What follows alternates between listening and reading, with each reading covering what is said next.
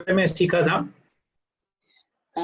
അതിനകത്ത് നമ്മൾ പ്രധാനമായിട്ടും കണ്ടത് തമ്മിൽ കീഴടങ്ങിയിരിക്കണം എന്നതാണ് പ്രധാനമായിട്ടും നമ്മൾ പഠിച്ചത്.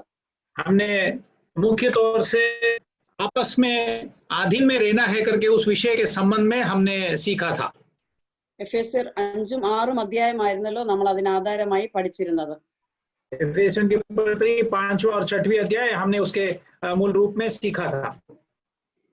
മാതാപിതാക്കൾ തമ്മിൽ കീഴടങ്ങിയിരിക്കുക, മക്കൾ മാതാപിതാക്കൾക്ക് കീഴടങ്ങിയിരിക്കുക, माता पिताएं आपस में आधीन में रहे, बच्चे माता पिता के अधीन में रहे, യജമാനന്മാരും ദാസന്മാരും തമ്മിൽ കീഴടങ്ങിയിരിക്കുക, दास और गुलाम आपस में अधीन में रहे। കീഴടങ്ങിയിരിക്കുമ്പോൾ നടക്കുന്ന സംഭവം മറ്റുള്ളവരെ നമ്മൾ തന്നേക്കാൾ ശ്രേഷ്ഠർ എന്ന് എണ്ണാനും ബഹുമാനിക്കാനും കാരണമായി തീരുമെന്നാണ് നമ്മൾ കണ്ടത്. और इस प्रकार जब हम अधीन में रहते हैं तो हम औरों को हमसे भी ज्यादा श्रेष्ठ रूप में हम गिनती कर सकते हैं या देख सकते हैं। നമ്മുടെ ഈഗോ തകരുമ്പോൾ മാത്രമേ നമുക്ക് കീഴടങ്ങിയിരിക്കാനും മറ്റുള്ളവരെ ബഹുമാനിക്കാനും കഴിയുകയുള്ളൂ. हमारे जो ईगो है या हमारे जो अहंकार है, विचार है, जब बंद हो जाएगा तब हम औरों को प्रेम कर सकते हैं, औरों को हमसे भी श्रेष्ठ रूप में देख सकते हैं। നമ്മുടെയൊക്കെ കുടുംബങ്ങളിലും സഭകളിലും സമൂഹത്തിലും ഒക്കെ ഉള്ള ഏറ്റവും വലിയ പ്രശ്നം ഈഗോ വളരുന്നത് കൊണ്ടാണ് ഈ വഴക്കുകളെല്ലാം ഉണ്ടാകുന്നത്. हमारे परिवार में, हमारे कलीसियाओं में, हमारे समूह में सब जगह समस्या बढ़ने का कारण हमारे अहंकार की विचारें हैं। നമ്മുടെ ജീവിതത്തിൽ നിന്ന് ഈഗോ മാറുകയാണെങ്കിൽ, അഹങ്കാരം, അഹംഭാവം എല്ലാം മാറുകയാണെങ്കിൽ തമ്മിൽ സ്നേഹിക്കാൻ കഴിയുമെന്ന് നമ്മൾ ഇന്നലെ കണ്ടു.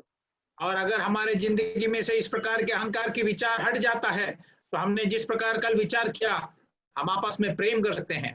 നമ്മൾ 1 കൊരിന്ത്യർ 13 എല്ലാ വാക്യങ്ങളും നമ്മൾ വളരെ ഡീറ്റെയിൽ ആയിട്ട് ഇന്നലെ പഠിച്ചു കഴിഞ്ഞു. पिछले रात को हमने पहले कुरिन्थी 13वें अध्याय के हर एक वचन बड़े गहराई रूप में से हमने सीखा था।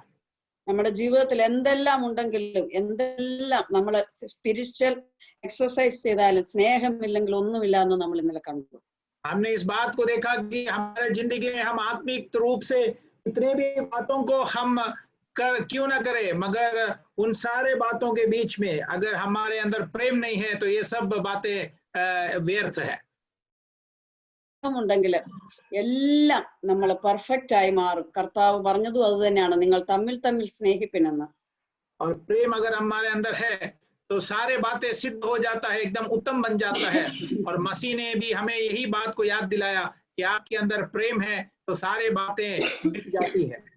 ഇന്നത്തെ ചിന്തയ്ക്ക് വേണ്ടി നമ്മൾ ആവർത്തന പുസ്തകം 6-ാം അധ്യായമാണ് പഠിക്കാൻ പോകുന്നത്.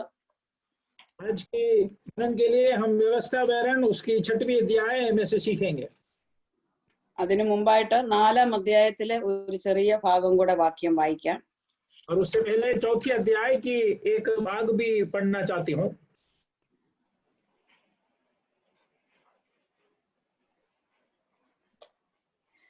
നാലിന്റെ 10-ാമത്തെ വാക്യം. 4थे अध्याय उसकी അതിനു മുമ്പായിട്ട് 9-ാമത്തെ വാക്യത്തിന്റെ അവസാനം ജാഗ്രതയോടെ കാത്തുകൊള്ളുക എന്നൊരു വാക്കുണ്ട്. ജാഗ്രതയോടെ കാത്തുകൊള്ളുക. और उसके 9वें वचन में आखिरी में एक शब्द इस प्रकार है कि जागृत रहकर संभालो। 9ന്റെ അവസാനത്തെ വാക്ക്, നിന്റെ മക്കളോടും മക്കളുടെ മക്കളോടും അവയെ ഉപദേശിക്കണം. और तुम अपने बेटे पोतों को इन वचनों को सिखाना है। അതുപോലെ തന്നെ 10ന്റെ അവസാന ഭാഗം, ഞാൻ എന്റെ വചനങ്ങൾ അവരെ കേൾപ്പിക്കും, അവർ ഭൂമിയിൽ ജീവിച്ചിരിക്കുന്ന നാളൊക്കെയും എന്നെ ഭയപ്പെടുവാൻ പഠിക്കുകയും തങ്ങളുടെ മക്കളെ പഠിപ്പിക്കുകയും വേണം എന്ന് കൽപ്പിച്ചു. और मैं उन्हें अपने वचन सुनाऊं जिसमें से वे सीखे, ताकि जितने दिन वे पृथ्वी पर जीवित रहते हैं उतने दिन मेरा भय मानते रहे और अपने लड़के बालों को भी यही सिखाए। 6-ാമത്തെ അധ്യായത്തിന്റെ 1-ാമത്തെ വാക്യത്തില്, നിങ്ങൾ കൈവശമാക്കുവാൻ കടന്നു ചെല്ലുന്ന ദേശത്ത് നിങ്ങൾ അനുസരിച്ച് നടക്കേണ്ടതിനും നിന്റെ ജീവകാലമൊക്കെയും നീയും നിന്റെ മകനും മകന്റെ മകനും ഞാൻ നിന്നോട് കൽപ്പിക്കുന്ന നിന്റെ ദൈവമായ യഹോവയുടെ എല്ലാ ചട്ടങ്ങളും കൽപ്പനകളും പ്രമാണിപ്പാൻ തക്കവണ്ണം അവനെ ഭയപ്പെടേണ്ടതിനും നീ ദീർഘായുസ്സോടെ ഇരിക്കേണ്ടതിനുമായി നിങ്ങളുടെ ദൈവമായ യഹോവ നിങ്ങൾക്ക് ഉപദേശിച്ചു തരുവാൻ കൽപ്പിച്ചിട്ടുള്ള കൽപ്പനകളും ചട്ടങ്ങളും വിധികളും ഇവയാകുന്നു. यह वह आज्ञा और वे विधियां और नियम है जो तुम्हें सिखाने की तुम्हारे परमेश्वर यहोवा ने आज्ञा दी है कि तुम उन्हें उस देश में मांगो जिसके अधिकारी होने को पार जाने पर हो, और तू और तेरे बेटा और तेरा पोता यहोवा की भय मानते हुए उसकी उन सब विधियों और आज्ञाओं पर जो मैं तुझे सुनाता हूँ अपने जीवन भर चलता रहे, जिससे तू बहुत दिन तक बना रहे। നമുക്കറിയാം ദൈവം മോശയോടാണ് ഇതെല്ലാം കൽപ്പിച്ചത്. हम जानते हैं कि परमेश्वर ने मूसा को इन आज्ञाओं को दिया. അത് കൽപ്പിക്കാൻ കാരണം മോശ ദൈവത്തിന്റെ സന്നിധിയിൽ ഇരുന്ന് കേട്ടു. അതുകൊണ്ടാണ് ഈ ദൈവത്തിന്റെ ശബ്ദം കേട്ടത് കൊണ്ടാണ് മോശയ്ക്ക് അത് ജനങ്ങളോട് അറിയിക്കാൻ പറ്റിയത്. परमेश्वर मूसा से इन आज्ञाओं को देने का कारण ये था कि मूसा ने परमेश्वर के सन्मुख में बाट होकर इन बातों को सुनने के लिए उसके अंदर एक भावना आई, और परमेश्वर ने इन आज्ञाओं को मूसा को देने के कारण मूसा ने प्रजा को इन बातों को सुना पाया. നമ്മുടെ ജീവിതത്തിൽ വളരെ ശ്രദ്ധിക്കേണ്ട ഒരു കാര്യമാണ്, നമ്മൾ മറ്റൊരാളെ ഉപദേശിക്കുന്നതിന് മുമ്പ് നമ്മൾ ദൈവസന്നിധിയിൽ ഇരുന്ന് നമ്മൾ കേട്ട് നമ്മൾ അതനുസരിച്ച് നമ്മൾ അത് പ്രാക്ടീസ് ചെയ്യുന്ന കാര്യം വേണം മറ്റുള്ളവരെ അറിയിക്കാൻ. और हमारे जिंदगी में इस बात को हमें ज्यादा ध्यान रखना है कि हम औरों को कुछ बातें सिखाने से पहले हमारे जिंदगी के अंदर उन बातों को सीखना है, हमारे जिंदगी के अंदर उसे अमल में लाना है, और उसके बाद ही हम औरों को इन बातों को सिखाना है. യേശു ശിഷ്യന്മാരെ വിളിച്ചപ്പോഴും പറഞ്ഞത് തന്നോടുകൂടെ ഇരിപ്പാനും പിന്നീടാണ് തന്റെ വചനങ്ങളൊക്കെ യേശു പറഞ്ഞു കൊടുക്കുന്നത്. ആദ്യം ദൈവത്തിന്റെ സന്നിധിയിൽ നാം ഇരിക്കണം. और यीशु जब अपने चेलों से उसके वचन को सिखा रहा था तो यीशु ने चेलों को बोला कि आप मेरे पैरों तले बैठो. और जैसे ही हम जानते हैं कि हम भी जब परमेश्वर को वचन सीखते हैं तो औरों को बताते हैं, उससे पहले हमें उन वचनों को उसके पैरों तले बैठकर सीखना है. ജനങ്ങൾ കേട്ടത് മോശയുടെ വചനങ്ങളാണെങ്കിലും അത് അവർക്കറിയാം അത് ദൈവത്തിന്റെ വചനം തന്നെയായിരുന്നു. और प्रजा ने उस मूसा के द्वारा आज्ञाओं को सुना, और वे जानते थे कि वो परमेश्वर की वाणी जो है वो मूसा के द्वारा वे सुन रहे हैं. നമ്മൾ കുഞ്ഞുങ്ങളെ പഠിപ്പിക്കുന്നതിന് മുമ്പ് ആദ്യം നമ്മൾ പഠിക്കണം. हम हमारे बच्चों को सिखाने से पहले हमें सीखना जरूरी है. നമ്മൾ സമയമെടുത്ത് ദൈവവചനം ധ്യാനിക്കണം. हम समय अलग कर परमेश्वर के वचन को सीखना है, मनन करना है. ഉൽപ്പത്തി പുസ്തകം 1-ാം അധ്യായം 1-ാം വാക്യത്തിന്റെ ആദ്യത്തെ ഭാഗം എല്ലാവർക്കും അറിയാം, എടുക്കണ്ട. पहला अध्याय उसका पहला वचन पहला भाग सब जानते हैं. ഇൻ ദ ബിഗിനിങ് ഗോഡ് എന്നാണ്, ആദിയിൽ ദൈവം. आदि में परमेश्वर करके लिखा है. അത്രയും പറഞ്ഞാൽ മതി. In the beginning God, that's all. इतना हमें काफी है. आदि में परमेश्वर. ഇൻ ദ ബിഗിനിങ് ഗോഡ് ഒന്നുകൂടെ ഞാൻ പറയാതെ ആവർത്തിച്ച്. मैं वापस उसको दोहरा रही हूँ, आदि में परमेश्वर. നമ്മുടെ ജീവിതത്തിൽ ഇത് വളരെ പാലിക്കേണ്ട ഒരു വാക്യമാണ്. हमारे जिंदगी में इस वचन को ज्यादा हमें पालन करना है. നമുക്കറിയാം നമ്മൾ രാവിലെ എങ്ങനെ എഴുന്നേക്കുന്നത്. എല്ലാവരും ഒന്ന് ഇമാജിൻ ചെയ്തേ, രാവിലെ നമ്മൾ എഴുന്നേൽക്കുമ്പോ ആദ്യം എന്താ ചെയ്യുന്നതെന്ന്. हम जानते हैं कि हम सुबह जिस कैसे उठते हैं, सब जरा विचार करिए कि हम किस प्रकार सुबह उठते हैं और क्या करते हैं. ഫ്രഷ് ആയിട്ട് ഇങ്ങനെ ചാടി എഴുന്നേറ്റ് പോകുന്നല്ല, കൈയൊക്കെ ഒന്ന് നൂർത്ത് ഇങ്ങനെയൊക്കെ ഒന്ന് വെച്ച് കാലൊക്കെ ഒന്ന് നൂർത്ത് ആദ്യം ഒന്ന് നേരെയൊക്കെ ഒന്ന് കടന്ന്. हम इस प्रकार ऐसे उठ के नहीं चले जाते हैं, पहले हाथ को पैरों को फैलाते हैं, इस प्रकार थोड़ा उस बाजू इस बाजू लेटते हैं, थोड़ा लंबा करते हैं, उस प्रकार धीरे आराम से. അപ്പൊ നമ്മൾ കണ്ണ് തുറക്കുന്നതിന് മുമ്പ് തന്നെ നമ്മൾ ഒരു നിമിഷം ദൈവത്തെ ഒന്ന് ധ്യാനിക്കണം. हम हमारे आंखों को खोलने से पहले हम हमारे परमेश्वर को याद करना है और ध्यान करना है. നമ്മുടെ ജീവിതത്തിൽ നമ്മൾ വളരെ ശ്രദ്ധിക്കേണ്ട ഒരു കാര്യമാണ്, കണ്ണ് തുറക്കുന്നതിന് മുമ്പ് ആദ്യം ദൈവത്തെ ഒന്ന് കാണണം. हम हमारे जिंदगी में अमल करने वाली या बहुत ध्यान देने वाली एक बात यह है कि हमारे आंखें खुलने से पहले हम परमेश्वर को एक बार देख ले. നമ്മുടെ കൂടെ കിടക്കുന്ന ഹസ്ബൻഡിനെയോ വൈഫിനെയോ കുഞ്ഞുങ്ങളെയോ ആരെ കാണുന്നതിന് മുമ്പ് ദൈവത്തെ ഒരു നിമിഷം ഒന്ന് കാണണം. हमारे साथ सोने वाले हमारे पति या पत्नी, हमारे बच्चों को देखने से पहले हमारे परमेश्वर को देखना जरूरी है. ഒരു നിമിഷം ദൈവത്തോട് പ്രാർത്ഥിക്കണം, ആ കിടപ്പിൽ കടന്നുകൊണ്ട് തന്നെ. പിന്നെ മെഡിറ്റേഷൻ ചെയ്യുന്ന കാര്യമല്ല, ആ കിടപ്പിൽ കടന്നുകൊണ്ട് തന്നെ ഒരു നിമിഷം ദൈവത്തോട് പ്രാർത്ഥിക്കണം. बाद में आप वचन मनन करते हैं उसकी बात नहीं करती हूँ मैं। जब आप लेटते हैं उठने से पहले उसी बिछौने में आपको आंख खोलने से पहले परमेश्वर को एक बार देखने की कोशिश करना। പിന്നെ നമ്മൾ എഴുന്നേറ്റ് പോയി നമ്മുടെ പ്രാഥമിക ആവശ്യങ്ങളൊക്കെ നടത്തി ബ്രഷ് എല്ലാം ചെയ്ത് ബാത്റൂമിലൊക്കെ പോയി തിരിച്ചു വന്നിട്ട് അല്പസമയം ഒരു 5 മിനിറ്റ് എങ്കിലും ഒന്ന് ദൈവസന്നിധിയിൽ ഇരുന്ന് പ്രാർത്ഥിക്കുകയും ദൈവവചനം ഒന്ന് വായിക്കുകയും ചെയ്തിട്ട് ആ ദിവസം തുടങ്ങിയാൽ ആ ദിവസം വളരെ അനുഗ്രഹമായി മാറും. और उसके बाद हम हमारे प्राथमिक कामों को करने के बाद हम कम से कम 5-10 मिनट परमेश्वर के वचन पढ़कर मनन करके प्रार्थना करें तो उस दिन की हमारी जिंदगी बहुत आशीषदायक बन जाती है. അത് അങ്ങനെ നമ്മൾ ഈ വചനം ധ്യാനിക്കുകയോ മണിക്കൂറുകൾ പ്രാർത്ഥിക്കുകയോ മണിക്കൂറുകൾ വചനം പഠിക്കുകയോ ചെയ്യുന്ന കാര്യമല്ല ഞാൻ ഈ പറഞ്ഞത്.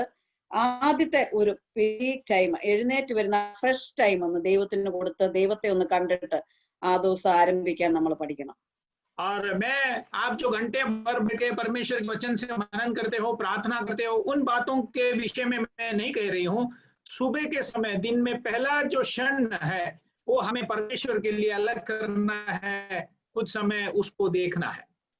6-ാം അധ്യായത്തിന്റെ 4-ാമത്തെ വാക്യം ഇസ്രായേലെ കേൾക്ക യഹോവ നമ്മുടെ ദൈവമാകുന്നു യഹോവ ഏകൻ തന്നെ. उसकी 4वीं वचन है इस्राएल सुन यहोवा हमारा परमेश्वर है यहोवा एक ही है. നമുക്ക് എല്ലാവർക്കും അറിയാം നമ്മൾ എല്ലാവരും ഏക ദൈവമായ കർത്താവായ യേശു ക്രിസ്തുവിനെ തന്നെയാണ് വിശ്വസിക്കുന്നതെന്നാണ്. हम जानते हैं कि हमारा परमेश्वर एक ही है और हम उसी यहोवा पर भरोसा करते हैं. നമ്മൾ മൂർത്തികളെ ആരാധിക്കുകയോ പൂജാമുറി ഉണ്ടാക്കി വെച്ച് വണങ്ങുകയോ വിഗ്രഹങ്ങളെ ആരാധിക്കുകയോ ഒന്നും ചെയ്യുന്നില്ല. और हम कोई मूर्तियों का पूजा नहीं करते हैं या कुछ इस प्रकार की मूर्तियों को अलग कमरे में रखकर उसकी पूजा नहीं करते हैं. പക്ഷെ നമ്മളൊന്ന് ഇരുത്തി ചിന്തിച്ചാൽ നമുക്ക് മനസ്സിലാവും നമ്മുടെ ജീവിതത്തില് നമ്മുടെ വീട്ടില് നമ്മുടെ കുടുംബത്തില് യഹോവ അല്ലാതെ പല ദൈവങ്ങളും ഉണ്ടെന്ന്. मगर थोड़ा ध्यान से सोचेंगे तो हम इस बात को समझ पाएंगे कि हमारे घर पे यहोवा के अलावा और भी भगवान है या इस प्रकार की आराधना की वस्तु है. അപ്പൊ നിങ്ങൾക്ക് ഓർക്കും നമ്മൾ ആരെയാ നമ്മുടെ വീട്ടിൽ അങ്ങനത്തെ ഒരു ദൈവമൊന്നും ഇല്ലല്ലോ എന്താ ഈ പറയുന്നത്. आप सोच रहे होंगे कि हमारे घर पे तो इस प्रकार की कोई भगवान नहीं है या देव नहीं है तो मैं किस बारे में बात कर रही हूँ. പക്ഷെ നമ്മള് കൂടുതൽ സമയം മേക്കപ്പിനും ഒരുങ്ങാനും കണ്ണാടിയുടെ മുമ്പിലും ഒക്കെ ആണെങ്കിൽ നമ്മൾ ചിന്തിച്ചോണം നമ്മുടെ വീട്ടിൽ വീനസ് എന്ന സൗന്ദര്യത്തിന്റെ ഒരു ദൈവം ഉണ്ടെന്ന്. और अगर हम हमारे घर में अधिक समय अगर हमारे इस खूबसूरती के पीछे खर्चा करते हैं आईने के पीछे या इस प्रकार की बातों के पीछे अगर हम खर्चा कर रहे हैं तो हमें समझना है कि उस खूबसूरती का देवता वीनस हमारे घर में है.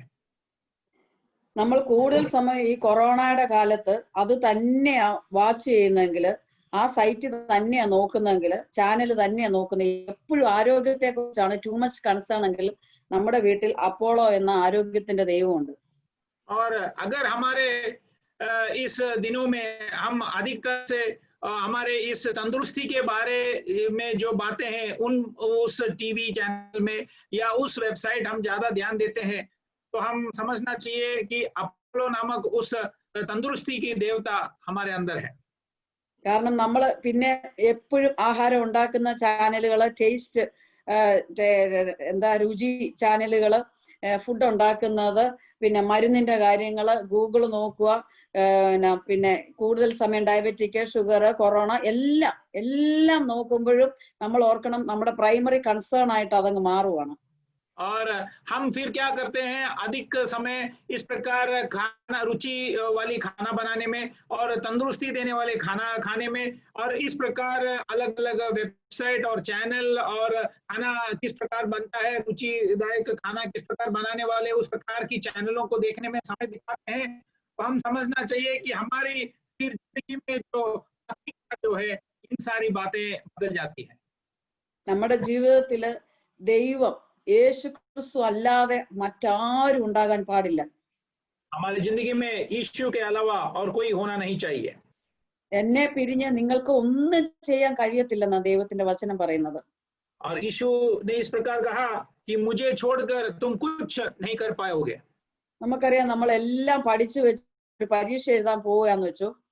मान लीजिए हम सब बातों को सीख कर एक परीक्षा देने जा रहे हैं. നമുക്ക് മറ്റെന്ത് അസുഖം വന്നാലും സഹിക്കാം. നമുക്കൊരു വയറ്റിളക്കം വന്നാൽ എന്തോ ചെയ്യും? हम कोई भी अगर हमारे बीमारी आएगा तो हम संभाल सकते हैं, मगर हमारा पेट खराब हो जाएगा तो हम क्या कर सकेंगे? ദൈവം സഹായിച്ചല്ലേ ഒക്കത്തുള്ളൂ.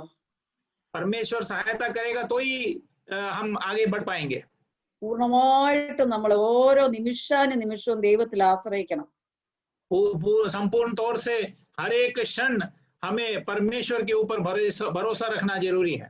നമ്മുടെ തല ഒന്ന് ഭിത്തിയിൽ ഇടിച്ചാൽ മതി, നമ്മുടെ എല്ലാ മെമ്മറിയും പോകാൻ ഒരു നിമിഷം മതി.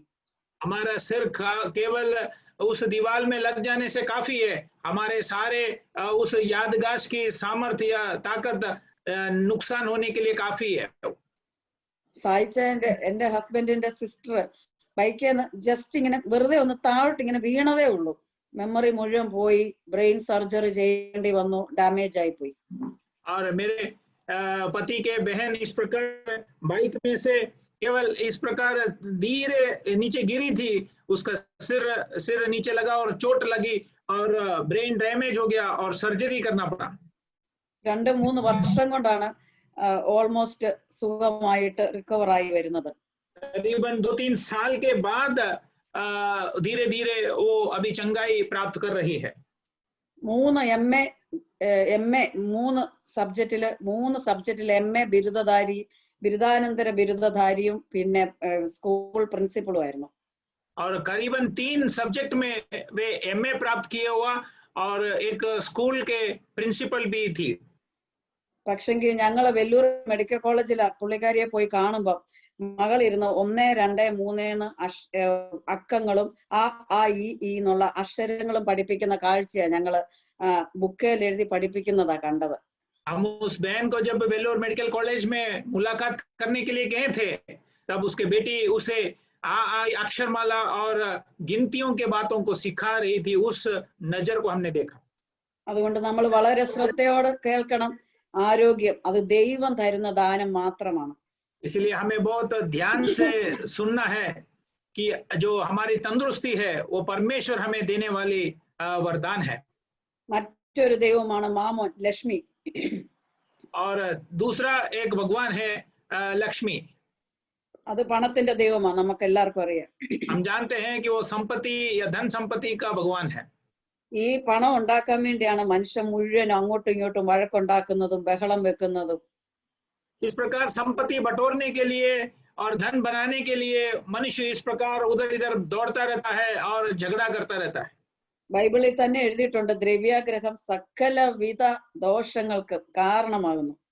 और परमेश्वर के वचन में लिखा है कि धन का लोभ सारे प्रकार की समस्याओं का आधार है. ആരെ ഇടിച്ചു താഴ്ത്തിയും ഒതുക്കിയും എങ്ങനെയും പണം കൈ വരണം എന്ന മനുഷ്യന്റെ ആഗ്രഹം. और कैसे भी किसी को भी दबा कर कब्जा कर कैसे भी पैसा कमाने का इच्छा मनुष्य के अंदर होता रहता है. കുട്ടികളൊക്കെ വളർന്നു വരുമ്പോൾ അവരുടെ വീട്ടിൽ എപ്പോഴും ഈ പണത്തിന്റെ കിലുക്കം കേൾക്കാം. और बच्चे जब भी घर पे बढ़ रहे हैं तब उनके घर के अंदर इस पैसा डाल के रखने वाली उस छोटी सी जो डब्बा है उसका आवाज सुनता रहता है.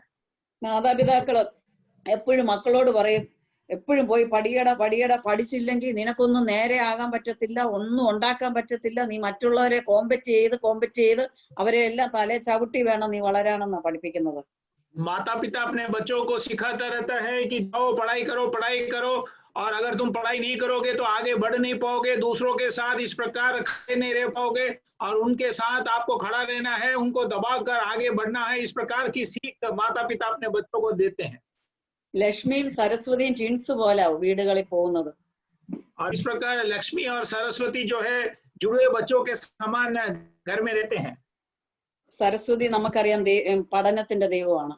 हम जानते हैं कि सरस्वती जो है वो विद्या का या पढ़ाई का देवता है, रहती है. വീട്ടിൽ എപ്പോഴും കുട്ടികളെ അങ്ങ് ടാക്സ് ചെയ്യും, പഠിക്കെന്നും പറഞ്ഞു. घर में हमेशा बच्चों को हम तंग करते रहते हैं कि पढ़ो. അങ്ങനെ ഈ സരസ്വതിയും ഈ ലക്ഷ്മിയും കൂടെ വലിയ കൂട്ടുകാരാണ്. ये सरस्वती और लक्ष्मी जो है बहुत करीबी दोस्त है. ഒന്ന് പഠിക്കുക, പിന്നെ പണം ഉണ്ടാക്കുക. सबसे पहले पढ़ो और उसके बाद धन कमाओ. ശലോമോൻ പറയുന്നുണ്ട് സൂര്യന് കീഴെ കാണുന്നത് മുഴുവൻ മായയാണെന്ന്. सुलेमान राजा कहता है कि सूरज के नीचे दिखने वाली सारे बातें मोह है, माया है। പണം മായയാണ്, പഠിത്തവും മായ തന്നെയാണ്.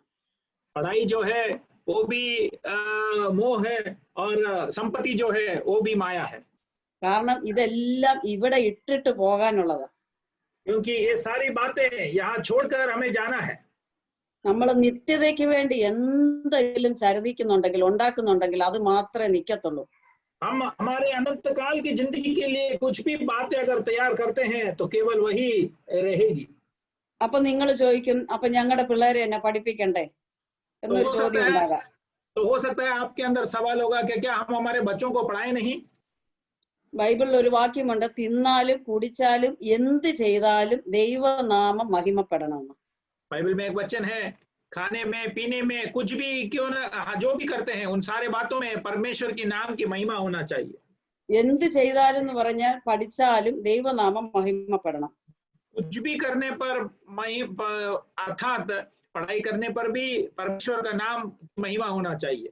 അതുകൊണ്ട് നിങ്ങൾ മക്കളോട് പറഞ്ഞു കൊടുക്കണം, നിങ്ങൾ പഠിക്കുന്നത് ഞങ്ങൾക്ക് വേണ്ടിയുമല്ല, അതായത് മാതാപിതാക്കൾക്ക് വേണ്ടിയുമല്ല, ടീച്ചറിന് വേണ്ടിയുമല്ല, നിങ്ങൾക്ക് വേണ്ടിയുമല്ല, ദൈവത്തിന് വേണ്ടിയാ പഠിക്കേണ്ടതെന്ന് പറഞ്ഞു കൊടുക്കണം. और इसलिए आप अपने बच्चों को इन बातों को सिखाना है कि आप बच्चे आपके लिए नहीं सिर्फ पढ़ाई कर रहे हैं, या आप हमारे लिए पढ़ाई नहीं कर रहे हैं, या आपके अध्यापक को लोगों के लिए पढ़ाई नहीं कर रहे हैं, आप परमेश्वर के लिए पढ़ाई कर रहे हैं। അപ്പൊ ദൈവത്തിന് വേണ്ടി ചെയ്യുന്നതെല്ലാം പെർഫെക്റ്റ് ആയിരിക്കണം. और इसीलिए जो बातें आप परमेश्वर के लिए करता है वो एकदम सिद्ध होना चाहिए, उत्तम होना चाहिए। 100% പെർഫെക്റ്റ് ആയിട്ട് അത് നിവേദിക്കണം, ദൈവത്തിന് അർപ്പിക്കണം.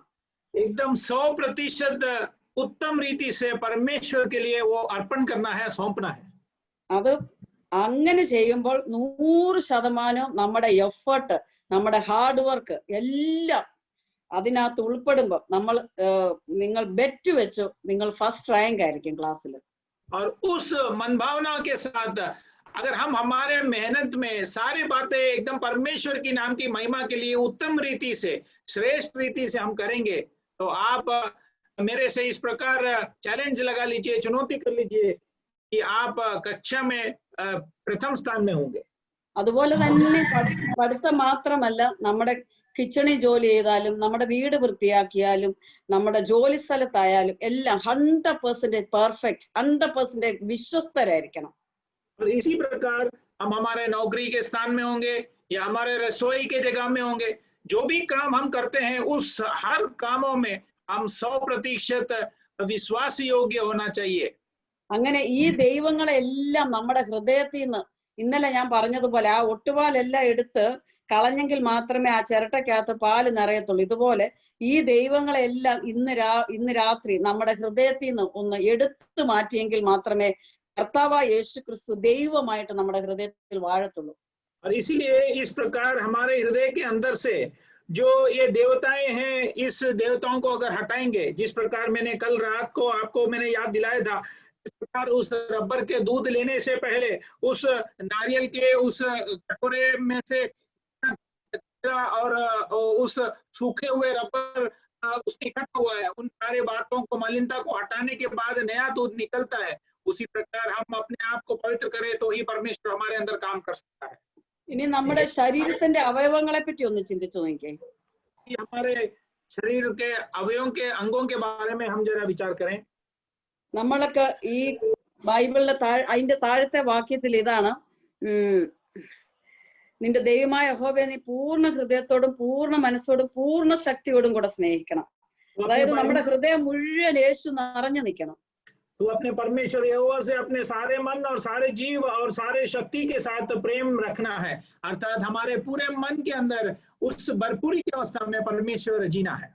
സ്നേഹത്തെ പറ്റി ഇനി ഞാൻ വിശദീകരിക്കാൻ ആഗ്രഹിക്കുന്നില്ല, അത് ഇന്നലെ വളരെ ഡീറ്റെയിൽ ആയിട്ട് സ്നേഹത്തെ പറ്റി നമ്മൾ കേട്ടു. प्रेम के बारे में ज्यादा मैं कहना नहीं चाहूंगी, क्योंकि कल हमने बहुत गहराई से उन बातों पर विचार किए थे। അങ്ങനെ നമ്മുടെ ഹൃദയത്തിൽ മറ്റൊന്നുമില്ലാതെ 100% ദൈവം നിറഞ്ഞ്, യേശു നിറഞ്ഞു കഴിയുമ്പോൾ യേശുവിനെ സ്നേഹിക്കാനും യേശുവിന് വേണ്ടി ഓരോന്ന് ചെയ്യാനും നമുക്ക് കഴിയും. और इस प्रकार हमारे हृदय के अंदर और कोई भी बात नहीं होते हैं, तब हम हमारे परमेश्वर को पूरी तौर से 100% हम प्रेम कर सकते हैं. ആറാമത്തെ വാക്യം, ഇന്ന് ഞാൻ നിന്നോട് കൽപ്പിക്കുന്ന ഈ വചനങ്ങൾ നിന്റെ ഹൃദയത്തിൽ ഇരിക്കണം. और 6वीं वचन, और ये आज्ञाएं जो मैं आज तुझको सुनाता हूँ वे तेरे मन में बनी रहे. അത് നമ്മുടെ ഹൃദയത്തിൽ ഇരിക്കണം. वो हमारे हृदय में रहना चाहिए. നമുക്കറിയാം ഇപ്പോൾ ഈ സൈബർ ലോകമാണല്ലോ, എല്ലാരും നന്നായിട്ട് ഈ മൊബൈലും കമ്പ്യൂട്ടറും ഒക്കെ ഉപയോഗിക്കുന്നവരാണല്ലോ നിങ്ങൾ എല്ലാവരും. और हम जानते हैं आजकल के इस युग में, तकनीकी युग में सब जन कंप्यूटर, मोबाइल, लैपटॉप इस प्रकार की यंत्रों को उपयोग करते हैं. ഈ ലാപ്ടോപ്പിനും ഫോണിനും അതിൻ്റെതായിട്ടൊന്നുമില്ല, അതിനകത്തൊന്നുമില്ല. इस लैपटॉप और इस फोन के अंदर उसके खुद के कुछ बातें नहीं है. അത് വെറും ഒരു ഉപകരണം മാത്രം. वो केवल एक उपकरण है. പക്ഷെ നമ്മൾ അതിനകത്ത് ഓരോ കാര്യങ്ങൾ ഇൻസേർട്ട് ചെയ്യുമ്പോഴാ അത് നമ്മളെ അറിവ് പഠിപ്പിക്കുന്നത്. मगर हम जब उसके अंदर एक एक बातों को टाइप करते हैं या फीड करते हैं, तब वो हमें हमारी जरूरतों को वो बताती है. നമ്മൾ ആർക്കെങ്കിലും ഒരു ഫോൺ കൊടുക്കണം, കംപ്ലീറ്റ് അത് ഫോർമാറ്റ് ചെയ്യും. അല്ലെങ്കിൽ നമ്മൾ ആ ഒരു കമ്പ്യൂട്ടർ ആണ്, ലാപ്ടോപ്പ് ആണ്, കംപ്ലീറ്റ് ഫോർമാറ്റ് ചെയ്തിട്ടായിരിക്കും മറ്റൊരാൾക്ക് നമ്മൾ അത് കൊടുക്കുന്നത്. और जब हमारे लैपटॉप या मोबाइल किसी और को देते हैं तो हम उसे कंप्लीट फॉर्मेट, पूरी तौर से फॉर्मेट करने के बाद ही या साफ करने के बाद ही हम औरों को देते हैं. പണ്ടൊക്കെ ഡിക്ഷണറി ആണ്, നമ്മൾ ബുക്കിൽ നോക്കിയാണ് ABCD എല്ലാം പഠിച്ചത്. ഇപ്പൊ നമ്മൾ കമ്പ്യൂട്ടറിൽ നോക്കി ഡിക്ഷണറി ഒക്കെ അതിനകത്ത് ഇൻസേർട്ട് ചെയ്തേക്കുന്നത് കൊണ്ട്. और पुराने समय में हम डिक्शनरी जो है देखकर हम ABCD और इन बातों को सीखते थे, मगर आज ये सब बातें हमें इस मोबाइल और लैपटॉप में उपलब्ध है. ഇതുപോലെ നമ്മുടെ ജീവിതത്തിൽ ദൈവത്തിന്റെ വചനം ഫുള്ളായിട്ട് നമ്മുടെ ഹൃദയത്തിൽ ഇരിക്കണം. എങ്കിലേ ഓരോ സമയത്ത് അത് നമുക്ക് ആവശ്യ സമയത്ത് അത് പുറത്തു വരത്തുള്ളൂ. इसी प्रकार हमारे मनों के अंदर परमेश्वर के वचन सदैव बना रहना चाहिए, तभी हर एक समयों में हमारे जरूरतों के अनुसार वो बाहर आती रहेगी. ആ വചനം അവിടെ നിറഞ്ഞു കഴിഞ്ഞെങ്കിൽ മാത്രമേ ദൈവത്തിന് എന്തെങ്കിലും നമ്മിലും പ്രവർത്തിക്കാൻ കഴിയത്തുള്ളൂ. उस वचन जब वहां भर जाएगा तभी केवल परमेश्वर हमारे अंदर भी कुछ काम कर सकेगा. അതുകൊണ്ട് അങ്ങനെയുള്ള ആ വചനം നമ്മൾ നിറയുമ്പോൾ നമ്മൾ അത് നമ്മുടെ മക്കൾക്ക് ഉപദേശിച്ചു കൊടുക്കണം. और उस प्रकार जब हमारे हृदयों के अंदर परमेश्वर का वचन भर जाता है, तब हमारे बच्चों को उन वचनों को भी हमें सिखाना है. ഇവിടെ എഴുതിയിരിക്കുന്ന നീ വീട്ടിലിരിക്കുമ്പോഴും ഉപദേശിച്ചു കൊടുക്കണം. लिखा है कि आप घर में रहते समय भी बच्चों को इन बातों को सिखाना है. നമുക്കറിയാം ഈ കൊറോണ സമയത്ത് നമ്മൾ എല്ലാവരും വീട്ടിലിരിപ്പാ. और हम जानते हैं कि इन दिनों में कोरोना की समस्या के बीच में हम सब घर पे ही रहते हैं. അതുകൊണ്ട് കൂടുതൽ സമയം ദൈവവചനം മക്കളെ പഠിപ്പിക്കാൻ നമുക്ക് സമയം കിട്ടുന്നുണ്ട്.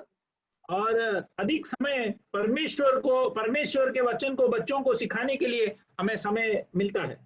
നമ്മളോട് തന്നെ ചോദിക്കണം, ഈ സമയത്ത് നമ്മൾ കുഞ്ഞുങ്ങൾക്ക് എന്തെങ്കിലും വചനം പഠിപ്പിച്ചു കൊടുത്തിട്ടുണ്ടോ? ഇല്ലെങ്കിൽ നമ്മൾ ഒരു തീരുമാനം എടുക്കണം, ഈ വചനം ഞാൻ എന്റെ കുഞ്ഞുങ്ങളെ പഠിപ്പിക്കുമെന്ന്. हम अपने आप से पूछे कि क्या हम इन दिनों में हमारे बच्चों को वचन सिखा रहे हैं. अगर नहीं तो हम अपने आप से एक निर्णय लेना चाहिए. നമ്മൾ വീട്ടിലിരിക്കുമ്പോഴും വഴി നടക്കുമ്പോഴും കിടക്കുമ്പോഴും എഴുന്നേൽക്കുമ്പോഴും അവയെക്കുറിച്ച് സംസാരിക്കണം. हम घर में बैठते समय, मार्ग में चलते समय, लेते समय, उठते समय इनकी चर्चा करना चाहिए. അതായത് നമ്മുടെ വായില് ഈ ദൈവത്തിന്റെ കാര്യം അല്ലാതെ മറ്റൊന്നും ഉണ്ടാകാൻ പാടില്ല എന്നതിനർത്ഥം. अर्थात हमारे मुंह में, होठों में परमेश्वर के वचन के अलावा और कोई बातें होना नहीं चाहिए. 8ാമത്തെ വാക്യത്തിൽ അവയെ അടയാളമായി നിന്റെ കൈമേൽ കെട്ടണം. और 8वें वचन में, और उन्हें अपने हाथ पर चिन्हानी करके बांधना है. നമ്മുടെ കൈമേൽ കെട്ടുക എന്ന് പറഞ്ഞാൽ നമ്മുടെ കൈയുടെ എല്ലാ പ്രവൃത്തികളും ദൈവ നിയന്ത്രിതമായി മാറണം. हमारे हाथों में चिन्ह करके बांधना अर्थात हमारे सारे क्रिया जो है वो परमेश्वर की इच्छा के अनुसार होना चाहिए. നമുക്ക് ഈ ദിവസങ്ങളിൽ നന്നായിട്ട് അറിയാം കൈകളുടെ എഡ്ജിൽ എന്താ ഉള്ളത്, വിരലുകൾ അല്ലേ, വിരലുകൾ. हम जानते हैं कि हमारे हाथों के इस प्रकार अंत में क्या है, उंगलियां हैं. ഈ വിരലുകൾ കൊണ്ടാ ഇപ്പൊ ലോകത്തിൽ ഏറ്റവും കൂടുതൽ പാപം നടക്കുന്നത്. और इस उंगलियों से आज संसार में सबसे ज्यादा पाप हो रही है. കമ്പ്യൂട്ടർ, മൊബൈൽ എല്ലാം ഈ വിരലിട്ട് അങ്ങോട്ടും ഇങ്ങോട്ടും തട്ടുക. इस मोबाइल, कंप्यूटर, सारे बातें, यंत्रों को हम इस उंगलियों से चलाते हैं. കാരണം കുഞ്ഞുങ്ങൾക്ക് ഇപ്പൊ നല്ലൊരു തരവാ പാപം ചെയ്യാൻ. आजकल देखिए बच्चों के हाथ में भी इस प्रकार पाप करने का एक अच्छा मौका है. അവർക്ക് പഠിക്കാനാന്നും പറഞ്ഞ് എപ്പോഴും ഫോൺ അവരുടെ കയ്യിലാണ്. पढ़ाई करने के लिए एक बहाना के रूप में उनके हाथ में हमेशा मोबाइल रहता है. TV വെക്കണ്ടെന്ന് മാതാപിതാക്കൾ വിചാരിച്ചാൽ പോലും അവരുടെ കയ്യിലാണ് ടിവിയുടെ കൺട്രോൾ മൊത്തം ഇപ്പൊ. टीवी चालू नहीं करे करके माता पिता विचार करने के बावजूद बच्चों के हाथ में उनका रिमोट और कंट्रोल सब रहता है. ഇപ്പൊ ആർക്കും സ്കൂളും തുറക്കണമെന്ന് ആഗ്രഹമില്ല, ചർച്ചും തുറക്കണമെന്ന് ആഗ്രഹമില്ല, ഇതിന്റെ മുമ്പിൽ ഇങ്ങനെ ഇരുന്നാ മതി. और कोई नहीं चाहता है कि अभी स्कूल भी चले या चर्च भी खुले. इस प्रकार इन यंत्रों के सामने बैठने से काफी है करके विचार करते हैं. 1-2 മണിക്കൂറായിരിക്കും സ്റ്റഡീസിന് വേണ്ടി ഇത് തുറന്നു കൊടുക്കേണ്ടത്. केवल करीबन 1-2 घंटा पढ़ाई करने के लिए इन यंत्रों को खोलकर हमें देना जरूरी होता होगा. പക്ഷേ ഈ ബുദ്ധിമാന്മാരായ പിള്ളേർ പേരൻസിനോട് പറയും എനിക്ക് ഫുൾ ടൈം പഠിക്കാനുണ്ടെന്ന്. मगर ये बुद्धिमान जो बच्चे हैं वे अपने माता पिता से कहेंगे कि मुझे पूरा टाइम पढ़ाई करना है. ഈ ബുദ്ധിയില്ലാത്ത മാതാപിതാക്കൾ വിചാരിക്കും ശരിയാ അതെല്ലാം സത്യമായി പിള്ളേർ പറയുന്നതാണ്. और ये बुद्धिहीन माता पिता जो है वो समझते हैं कि हमारे बच्चे सही बोल रहा है और उनको पूरा समय पढ़ाई करना होगा. സാത്താൻ ശരിക്കും വഞ്ചനയുടെ ആത്മാവുള്ളവനാണ്. और सातान एकदम पूरे तौर से धोखेबाज की उस आत्मा से भरपूर है. ക്രാഫ്റ്റി, അവൻ കണ്ണിയാ. और वो बहुत चालाक है. അത് ചിലപ്പം മക്കളിലൂടെ തന്നെ ഇടപെട്ടുകൊണ്ടിരിക്കും. और वो हो सकता है कभी कभी अपने बच्चों के द्वारा ही इस प्रकार व्यवहार करता होगा. നമുക്ക് വളരെ ഡിസേണിംഗ് സ്പിരിറ്റ് ആവശ്യം, വിവേചനത്തിന്റെ ആത്മാവ് വേണം. मगर हमें इस प्रकार समझने की और परखने की उस आत्मा की जरूरी है. അതുകൊണ്ട് നമ്മുടെ കൈകളുടെ പ്രവൃത്തികൾ, നമ്മുടെ വിരലുകളുടെ പ്രവൃത്തികൾ എല്ലാം വിശുദ്ധമായിരിക്കണം. और इसीलिए हमारे उंगलियों के और हाथों के क्रियाएं सब एकदम पवित्र होना चाहिए. യഹോവയ്ക്ക് വിശുദ്ധമല്ലാത്ത ഒന്നും നമ്മുടെ ഭവനങ്ങളിൽ ഉണ്ടാകാൻ പാടില്ല. परमेश्वर के लिए जो बातें अशुद्ध है प्रकार की कोई भी बात हमारे घर में होना नहीं चाहिए. നമ്മുടെ കണ്ണ് വിശുദ്ധമായിരിക്കണം. हमारे नजर जो है, हमारे आंखें जो है वो पवित्र होना चाहिए. യേശുവിന് കാണാൻ പറ്റാത്ത ഒന്നും നമ്മൾ ഈ കണ്ണുകൊണ്ട് കാണരുത്. जो बातें हमारे यीशु नहीं देख सकता है उस प्रकार की बातें हमारे नजरों से हमें कभी नहीं देखना चाहिए. നമ്മുടെ ചെവി വിശുദ്ധമായിരിക്കണം. हमारे कान जो है वो पवित्र होना चाहिए. യേശുവിന് കേൾക്കാൻ പറ്റാത്ത ഒന്നും നമ്മൾ കേൾക്കരുത്. जो बातें यीशु नहीं सुन सकता है उन बातों को हमें भी नहीं सुनना है. നമ്മുടെ കാല് വിശുദ്ധമായിരിക്കണം. हमारे पैर जो है वो पवित्र होना चाहिए. യേശുവിന് നടന്നു പോകാൻ കഴിയാത്ത ഒരു സ്ഥലത്തോട്ട് നമ്മുടെ കാല് ചലിക്കാൻ ഇടയാകരുത്. इन जगहों में यीशु चलकर नहीं पहुंच सकता है, उस जगहों में हमें भी कभी नहीं चलना है, उन मार्गों में से कभी यात्रा नहीं करना है. അങ്ങനെ നമ്മൾ പൂർണ്ണ ഹൃദയത്തോടെ, പൂർണ്ണ മനസ്സോടെ, പൂർണ്ണ ശക്തിയോടെ യേശുവിനെ സ്നേഹിക്കണം. और इस प्रकार हम हमारे पूरे मन से, पूरे सामर्थ्य से और पूरे सारे शक्ति से, सारे जीव से हम परमेश्वर से हमें प्रेम रखना है. പകുതി ഗേൾ ഫ്രണ്ടിനോ ബോയ് ഫ്രണ്ടിനോ അല്ലെ വേറെ ആർക്കെങ്കിലും ഒക്കെ ഹൃദയം കൊടുത്തിട്ട് ബാക്കി സ്ഥലത്തോട്ട് യേശുവിനെ വിളിച്ചിരുത്താൻ പറ്റത്തില്ല. हमारे आधा हृदय हम किसी और को देखने के बाद बाकी के आधा जगह में हम यीशु को बुलाकर बिठा नहीं सकते. കേൾക്കാമല്ലോ.